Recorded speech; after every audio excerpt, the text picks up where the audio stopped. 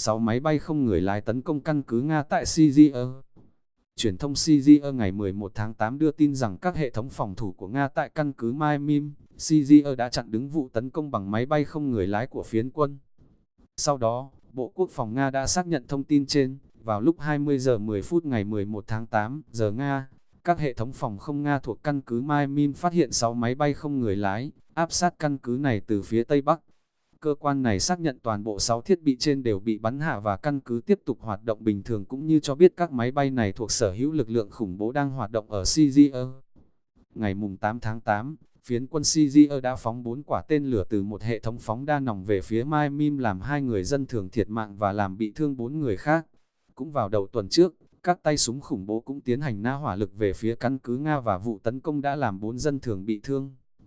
Theo Sputnik, Maimim đã là mục tiêu tấn công trong nhiều năm qua với hàng loạt các vụ nã rocket, điều máy bay không người lái áp sát. Năm ngoái, lực lượng Nga từng cáo buộc máy bay trinh thám Poseidon 8 của Mỹ đứng sau vụ tấn công căn cứ Maimim.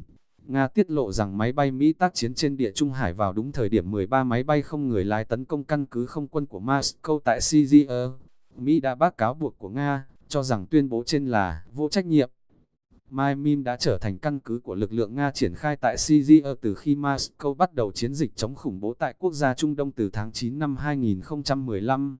Căn cứ này được canh phòng rất nhiều lớp bởi các hệ thống phòng không của cả Nga và Syria. Đức Hoàng. Theo Partner X, bạn nhớ đăng ký theo dõi kênh để nhận được nhiều thông tin mới nhất.